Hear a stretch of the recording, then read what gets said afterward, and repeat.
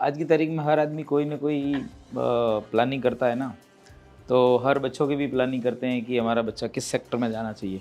लेकिन हमारे कोई प्लानिंग नहीं हुई थी, क्योंकि हमारा जो बैकग्राउंड है वो एग्रीकल्चर एंड पशुपालन।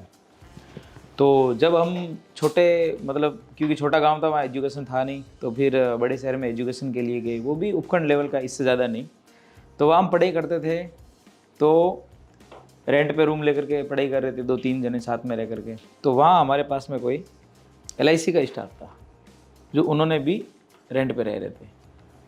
तो उन्होंने, देखो अभी कहते हैं ना, अब आपको उसके बारे में पता है नहीं, लेकिन उन्होंने सपने दिखा दिए। उन्होंने सपने दिखाए कि गाड़ी भी मिलती है और पैसा भी मिलता है। हमें पता नहीं कैसे मिलता है, क्या नहीं मिलता है, लेकिन इन्होंने इतना ज़रूर बोला कि पैसा भी मिलता है। तो उस टाइम में हम 10+2 में साइंस में पढ़ाई कर रहा था। तो फिर उन्होंने कहा कि आपको एडवाइज़र बना देते हैं। मैंने कहा चलो। अब एक बात बताऊँ, हर आदमी कुछ ना कुछ जाने से पहले सोचता है, हमने कुछ सोचा नहीं। दूसरी बात कि क्या सेक्टर होता है इंश्योरेंस में, क्योंकि हमारी फैमिली में किसी का आज तक इंश्योरेंस, मेरे पूरे गांव में ही नहीं था किसी का इंश्योरेंस। तो मेरे को क्या पता कि LIC क्या होती है। LIC की तो बात की बात है, इंश्योरेंस की बात की बात है। तो वहाँ मतलब उन्होंने दूसरे दिन कहा कि हमारे साथ आओ, आपको वहाँ पे मिलवाते हैं किसी से। तो जैसे ही ये लोग ऑफिस में लेके गए, तो मेरी 2000 से एजेंसी है, तो उस टाइम में तो एग्ज़ाम होता नहीं था। उसके बाद जस्ट एग्ज़ाम चालू हो गया। तो उन्होंने वो पैसे भी उन्होंने जेब से भरे, फीस भी उन्होंने भरी, और उनके हिसाब से डेवलपमेंट ऑफिसर, जो कि आज की तारीख में इंडिया का मतलब 15 नंबर रैंकिंग है, डेवलपमेंट ऑफिसर उदयपुर से हैं, ZM शेख। तो आप मानो कि वो मतलब अच्छी जगह लेके गए। उन्होंने बोला कि इनको एक एडवाइज़र बनाना है। तो ऐसे एडवाइजर की जर्नी चालू हो गई। हमें पता है नहीं कि क्या होगा आगे, क्या होगा, हमने कुछ सोचा ही नहीं, हम तो पढ़ाई कर रहे थे। तो हमारी जो स्टार्टिंग है, और उन्होंने वो एक टिक दे दिया कि पैसे भी मिलेंगे, गाड़ी भी मिलेगी। मैंने कहा ये अच्छा है। फिर एक दूसरा कोई एडवाइज़र था, उसका भाई था कहीं मिला, उसने बोला कि गाड़ी भी मिलती है, पेट्रोल भी मिलता है।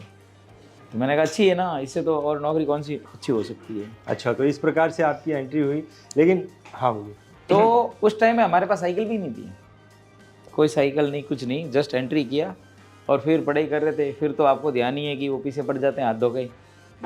तो फिर हमने हमारी जर्नी स्टार्ट कर दी, चक्के और चौके मारने हमने भी चालू कर दिए। बहुत बढ़िया। वो हमारी स्टार्टिंग जर्नी, मतलब बेसिक वो है।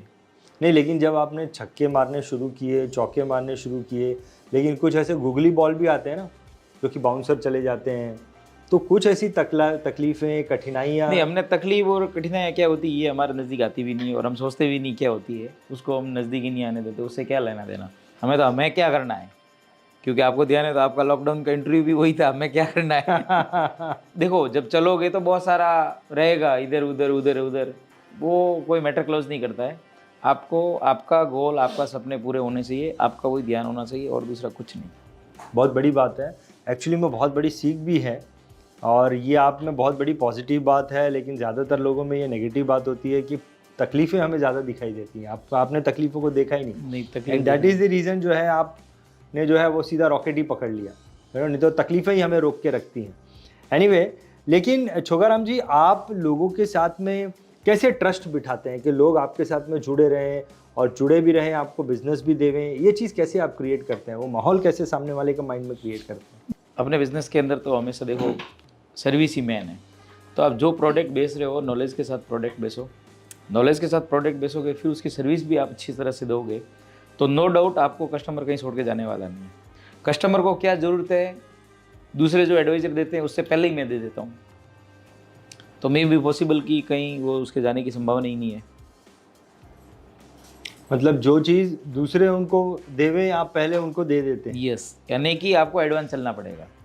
4 कदम 5 कदम आगे चलोगे टाइम के अनुसार, आज क्या ज़रूरत है उस लेवल तक लेकर जाकर के कस्टमर को एजुकेटेड नहीं करोगे, तो फिर आप बैकफुट पे आ जाओगे। ये जो बदलता 2000 से आपने काम करना शुरू किया, 2000 के बाद में कई सारा माहौल जो है वो लगातार तेज़ी से बदलते गया, जिसमें टेक्नोलॉजी भी आई, काम करने का तरीका भी आया, अपने आप को बदलने का भी तरीका आया। तो आपने ये सब चीज़ों में किस प्रकार से नई-नई चीज़ों को अडॉप्ट किया है? इसके बारे में कुछ बताइए। देखो ऐसा है कि जब वहाँ से स्टार्ट जब जर्नी हुई, तो उसके बाद हम मतलब टूर में ही बिज़नेस करते थे। तो स्टार्टिंग की बात करूँ कि हमारे पास साइकिल भी नहीं थी और मोटरसाइकिल भी नहीं था। तो अभी मैं बताऊँ आपको कि उस टाइम हम जाते थे तब बस में निकलते थे कि भाई यहाँ से बस पकड़ी और 100 किलोमीटर 50 किलोमीटर दूर, तो स्टार्टिंग जर्नी मेरी वहाँ से हुई थी। तो मैं बताऊँ, क्योंकि देखो कहीं ना कहीं आदमी मजबूत होता है तो धरातल से ही होता है, और उसके बाद तो आगे आदमी कहीं भी जा सकता है। तो वहाँ हम मतलब इतनी फ्रेंडशिप और रिश्तेदारी हो जाती थी, मतलब ये आपका व्यवहार बोलता है, आप व्यवहार अच्छा है तो आपको हर आदमी अडोप्ट करेगा ना। तो उस टाइम हम जाते थे तो अब वापस आने के लिए वो बस नहीं थी, क्योंकि लेट हो जाते थे, तो कहीं ना कहीं होल्ड गाँव में करते थे, फिर दूसरे दिन बस पकड़ के आते थे। तो स्टार्टिंग जर्नी फिर हमने ऐसे ऐसे करके फिर स्टार्टिंग बाइक लिया है। तो जब हमने बाइक ली उस टाइम में तो लोगों के पास, हमारे जो ग्रुप सर्कल के थे बाहर वाले बिजनेस या जो जॉब करते थे, तो उनके पास भी नहीं थी, तो वो आते थे तो फिर उनको लेके जाते थे। तो अब मैं बताऊँ आपको, जैसे किसी को अभी ससुराल जाना है या किसी को मामा जी के घर जाना है, मेरे पास बाइक थी ना, तो मेरे से संपर्क करते थे और हम उसको लेके जाते थे। तो उसमें क्या होता था कि उनको लगता था कि हाँ गाड़ी और अपन फ्री में जाने वाले हैं, और अपन क्या सोचते थे कि वहाँ अपनी नेटवर्किंग होगी। तो अपना तो व्यू पॉइंट वो था ना, उसको लेके जा रहे हैं, पेट्रोल जल रहा है, उससे मतलब नहीं है। अपना मकसद था कि ये तो है ही अपना क्लाइंट, 2 और क्लाइंट जोड़ेंगे। तो इस तरह से हम जाते थे। उसके बाद फिर टेक्नोलॉजी आई, तो जैसे जैसे हम बाहर निकले तो हमने जो भी जहीं कहीं देखा हमने तो उसको अडोप्ट किया कि हाँ ये टेक्नोलॉजी है तो ये अडोप्ट करो, तो ये करो, ये सॉफ्टवेयर लो। तो उसके बाद में फिर कस्टमर बढ़ते गए, मेन सर्विस अपना पॉइंट वही रहा, तो इसके हिसाब से इस पर से काम निकलता गया ये। वैसे कौन से गांव से हैं आप? मेरा गांव जो है राजस्थान के अंदर भिनमाल, मेरी जो ब्रांच है वो भिनमाल है। इंडिया टॉप नंबर ब्रांच है, क्योंकि last year 69 MDRT in a single branch. Then before last year भी पूरे इंडिया में नंबर 1 ब्रांच थी। भिनमाल ब्रांच पूरे इंडिया में नंबर 1, 69 MDRT इन एक ब्रांच के अंदर, और 4-5 COT रहेंगे लास्ट ईयर TOT। तो 2004-05 से मैंने मतलब एजुकेशन था, लेकिन फिर मैं बाहर निकलना स्टार्ट हुआ। तो हमें मतलब उस टाइम में हम धारवाड़ गए थे फार्मेसी करने के लिए। तो जब उस टाइम ऑलरेडी हमारे पास एजेंसी थी, तो जैसे ही फार्मेसी करके हम साथ में आ रहे थे, तो बॉम्बे में हमारे एक मित्र का नंबर था, एक ही आदमी का नंबर बॉम्बे में। हमने दोस्त को बोला कि यार एक नंबर है और अपन बॉम्बे जाते हैं उसके पास। तो बॉम्बे सेंट्रल से हमारी ट्रेन चेंज करने की थी। तो वो थोड़ा, वो भी अभी गवर्नमेंट जॉब कर रहा है, लेकिन थोड़ा उसका जिगर कम था। तो क्या बॉम्बे में सब है ना गुंडे रहते हैं, डरा दिया, वो बॉम्बे सेंट्रल से बाहर नहीं जाए और मेरे को भी नहीं जाने दे। मैंने कहा कोई बात, तेरा ये काम नहीं है। मतलब सेल्फिश होना चाहिए, दुनिया के साथ चलोगे ना, और फिर किसी के साथ चल रहे हो लेकिन वो आपके साथ में चलने वाले की स्पीड नहीं है, तो फिर आप पीछे रह जाओगे। करेक्ट। तो फिर वहाँ से हमने रिटर्न बैक गए और उसके बाद आए। तो बॉम्बे जब मैंने आया ना, तो एक ही क्लाइंट के नंबर थे, क्लाइंट नहीं था, जस्ट फ्रेंड था, एक ही नंबर था, उसके पास गए। फिर तो हमने बॉम्बे की स्पीड पकड़ ली, क्योंकि बॉम्बे तो सिखा देती है धीरे चलोगे तो भी। तो फिर 2005 से स्टार्ट किया, तो मैंने 2007 से MDRT करना स्टार्ट कर दिया। 2007 से कंटिन्यू MDRT, फिर 2010 से मैंने कंटिन्यू COT, लास्ट में 5 ईयर से TOT। लास्ट ईयर मेरा डबल TOT के आसपास हुआ था। ऐसे पूरे फैमिली के देखोगे तो साल की मतलब है 12-13-18 MDRT होगी एक ही साल की। बहुत बढ़िया, बहुत बढ़िया। मुझे एक ऑफ द इंटरव्यू आपसे क्वेश्चन करना है, क्योंकि आप सब लोगों को मोटरसाइकिल में बिठाकर उनके ससुराल में लेके जाते थे और वहाँ पर आपकी नेटवर्किंग अच्छी होती थी। हमारी भाभी जी जो है वो उसी नेटवर्किंग में से आई है या फिर नहीं, वो उस नेटवर्क से नहीं है। नहीं आई है। नहीं, जस्ट एक क्वेश्चन दिमाग में। तो फिर क्या हुआ, कंटिन्यू करने के बाद अब मैं आपको बताऊं, देखो बिजनेस तो एवरी ईयर करता, फिर आप है ना कंफर्ट जोन में रहोगे तो कुछ काम नहीं कर पाओगे। 2007 से किया, 10 में आते सोचा तो COT किया। COT करने के बाद में फिर कॉर्पोरेट क्लब मेंबर LIC के अंदर लगभग नहीं था, पूरे राजस्थान में भी नहीं थे। 2004 में शायद वो स्कीम थी। तो हमने, अब देखो एक बात तो यहाँ अच्छा है कि आपको कम से कम वातावरण तो मिल रहा है। बॉम्बे जैसे शहर में मिल रहे हो तो हर देखने को चीज़ मिलती है, सीखने को मिलती है, ट्रेनिंग मिलती है। उस ज़माने में कहाँ था, कुछ था ही नहीं। तो एक बड़े, अभी तो देखो एक बात तो हर बड़े एडवाइज़र से मिलने के ये प्लेटफॉर्म बना के लेके आए हैं, तो इनको धन्यवाद देना चाहिए, क्योंकि पहले ज़माने में था ही नहीं। तो जब कॉर्पोरेट क्लब मेंबर बनने का, तो ये भी हमने कहीं सुना कि कॉर्पोरेट क्लब मेंबर बनना, तो ब्रांच में किसी को पता नहीं कि ये भी क्या होता है, कितना टारगेट होता है, किसी को पता नहीं। तो हमने ढूंढ ढूंढ के कहीं से निकाला। तो उस टाइम में निकालने से पहले ही मैं बताऊं, हमारे डेवलपमेंट ऑफिसर से हमने बैठे थे तो ऐसी बातें की कि मेरे को कॉर्पोरेट क्लब मेंबर भी टारगेट करना है। आप सोचो, मेरे मतलब लाइफ का सबसे, उसको बोलते हैं ना, मतलब देखो आप समस्या मत लो, उसको पॉजिटिव लो। तो उस टाइम मैंने बोला कि मेरे को कॉर्पोरेट का मेंबर करना है। तो हमारे डेवलपमेंट ऑफिसर ने क्या बोला, उनके हिसाब से उन्होंने सही बोला, क्योंकि हम रूरल एजेंट है ना, तो मे बी पॉसिबल कि साल में विदाउट बोनस, मतलब मान लो कि COD करना है एवरी ईयर, यानी कि 72-75 lakh premium in a year continue करोगे तो या उसमें क्वालिफाई हो पाओगे।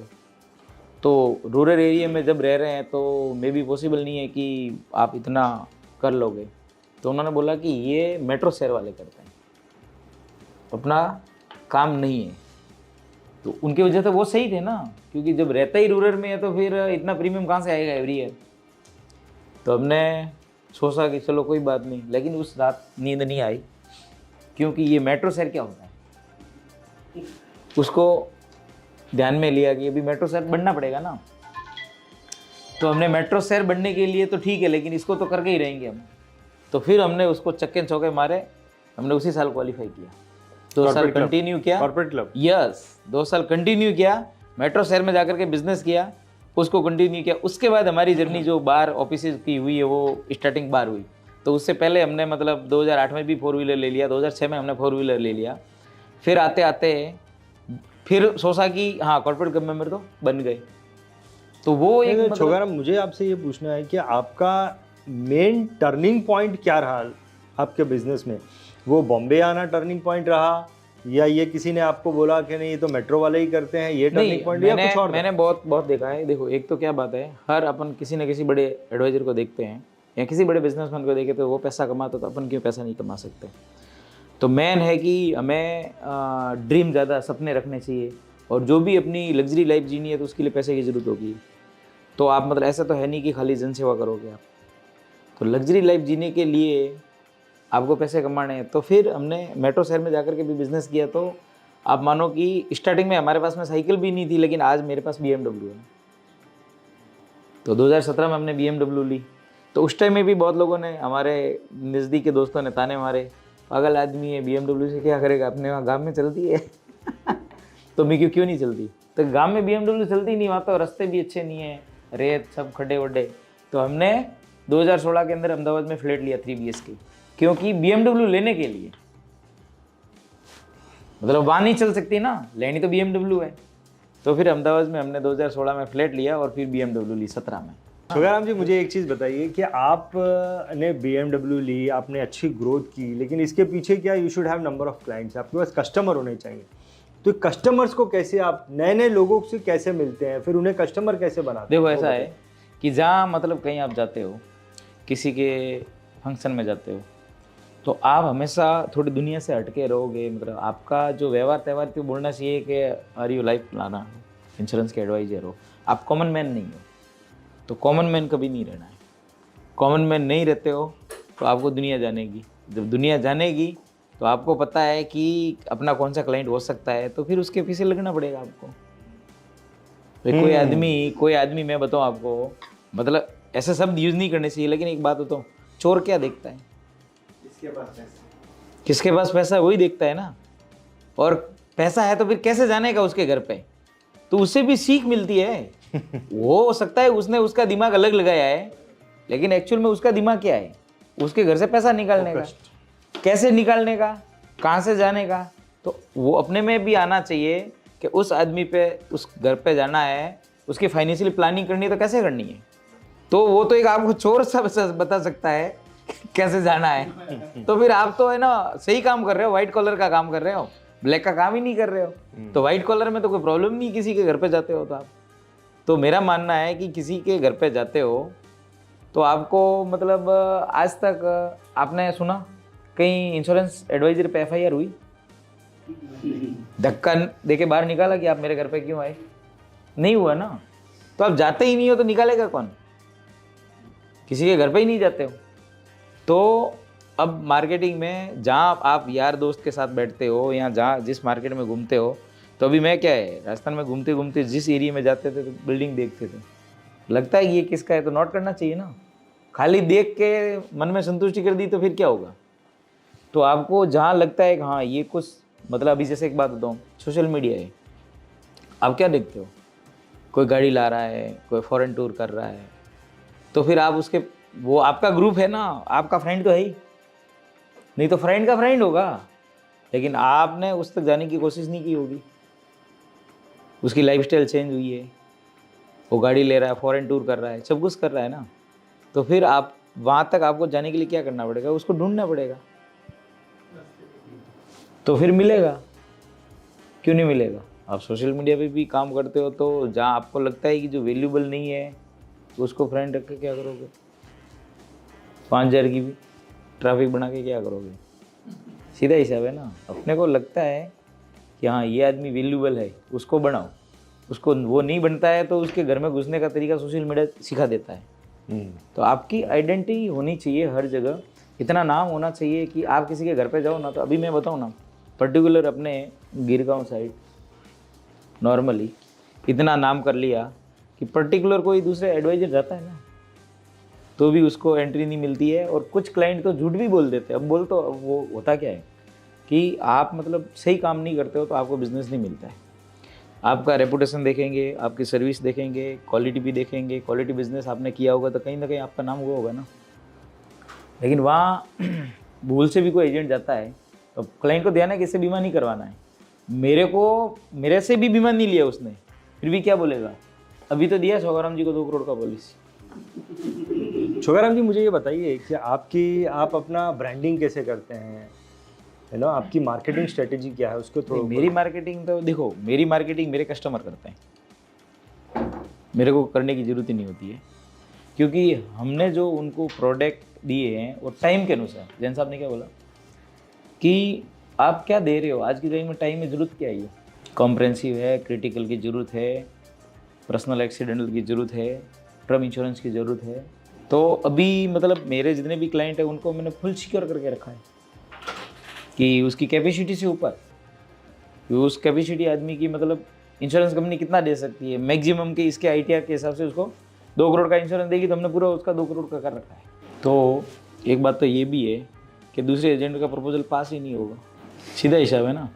तो आपका एक टाइम तक देखते हो, लेकिन अपना फ़ायदा कभी नहीं देखना चाहिए।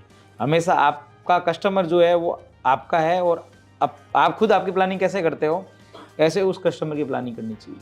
नहीं, तो कस्टमर को रिटेन रखने के लिए आप क्या करते हैं? आपका कस्टमर तो बन गया, लेकिन ये बना रहे भी, जिंदगी भर मेरे साथ में रहे, तो रिटेन रखने के लिए क्या करते हैं? नहीं, रिटर्न में ऐसी कोई प्रॉब्लम आती ही नहीं है। उसको टाइम टू टाइम सर्विस देते हो तो कोई इश्यू आता ही नहीं है। सर्विस ही तो सबसे बेस्ट पार्ट है, और सर्विस देते हो तो कोई इश्यू ही नहीं आता है। आप उसको 5 साल मिलोगे नहीं तो फिर रिटर्न मुश्किल है ना। कस्टमर को कैसे आप चूज़ करते हो कि भाई मेरा टारगेट ऑडियंस ये होना चाहिए? कोई लोग पर्टिकुलर सेक्टर में ही काम करते हैं, आपका कस्टमर चूज़ करने का तरीका क्या है? मेरा टोटली बिजनेसमैन, इंडस्ट्रीज बिजनेसमैन। कैसे अप्रोच करते हैं आप उनको? कैसे कि अभी मैं नीचे उतरूंगा, यहाँ पे देख लूंगा ना कोई बड़ी दुकान है, तो दूसरे दिन आकर के बात कर लेंगे। बात करने में क्या जाता है? तो अपने को ध्यान है कि ढूंढना पड़ेगा ना कि हाँ ये पावरफुल है और इसके पास अच्छी खासी ITR बढ़ता होगा।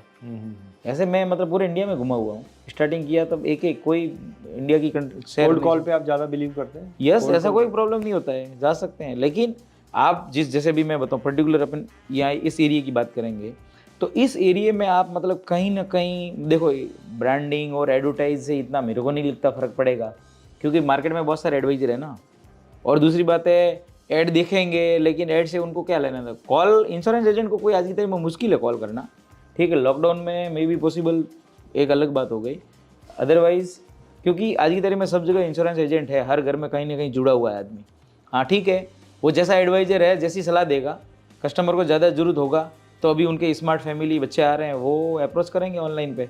लेकिन आज की तारीख में ऑनलाइन पे भी प्रोडक्ट लेने में बहुत सारी समस्या आती है, क्योंकि ये इंश्योरेंस का सेक्टर ही अलग तरह का है ना, क्योंकि सर्विस पार्ट है इसमें। ऐसा तो है नहीं कि आपने एक ड्रेस लाना है तो आपने ऑनलाइन बुकिंग कर ली और ड्रेस लिए, पसंद नहीं है तो भी चलाओगे, 6 महीने में तो ऐसे ही उसको फेंक दोगे आप। लेकिन इंश्योरेंस तो फेंक नहीं सकते ना, हर टाइम में ज़रूरत होती है। जैसे अभी मैं बताऊँ आपको, एक मेरे पास में मलाड से कस्टमर आया गूगल से, कि उसका उन्होंने बड़े स्मार्ट थे ना, तो ऐसा नहीं, कहीं कहीं स्मार्ट भी काम नहीं आता है ना। उन्होंने स्मार्ट से मेडिक्लेम पॉलिसी ले ली बैंक से, ऑनलाइन से। अब क्लेम आया तो वो क्लेम सेटल कैसे करना, क्लेम की इंक्वायरी है तो उसकी रिप्लाई कैसे देना, उसका जवाब कैसे देना। तो वो गूगल से ढूंढ के मेरे पास आया कि आप मेरी हेल्प करो। तो मैंने कहा आप ऑनलाइन गए क्यों? अब उन्होंने बोला कि हमने गलती कर दी ना, तुम ज़िंदगी में नहीं जाएंगे, अब तो निकलो बाहर, आप सोचो कितना, मतलब इसलिए कहते हैं ना, अपने अपने प्रोफेशन में सब मास्टर होते हैं, लेकिन कहीं ऐसा नहीं है कि मैं सब सेक्टर में मास्टर हो जाऊं। तो कस्टमर जो बिजनेस कर सकता है तो वो इंश्योरेंस का सेल्फ एजेंट मतलब लेकर कर रहा है, तो शायद मे बी पॉसिबल उसको ज़्यादा नॉलेज लेना चाहिए, तब जाकर के काम आएगा ना, और इतना उसके पास टाइम नहीं होगा। तो सर्विस हमेशा बेस्ट है, और सर्विस आप देते रहोगे तो अपने आप कस्टमर जुड़ते रहेंगे। हमें तो कहीं मतलब ऐसी नौबत ही नहीं आई है। तो छोगाराम जी, अब आपने ऑलरेडी जो है साल के 18 MDRT तो आप कर ही लेते हैं। अब यहाँ से आगे आपने क्या गोल सेट किया है, आपका विजन क्या है और उसके लिए आप क्या कर रहे हैं? हमारा विजन है कि हमारे इंडिया में तो अभी 3 जगह ऑफिस हो ही चुके हैं। अभी हमारा नेक्स्ट विजन है कि हमारे फॉरेन में भी ऑफिस हो, मल्टी लेवल का बिजनेस करने के लिए, तो जिसमें वर्ल्ड के भी NRI अपने बिजनेस से अपन उनको अपना नॉलेज उनको शेयर करके उनका फ़ायदा कर सकते हैं, जब जाकर के अपना भी फ़ायदा हो सकता है।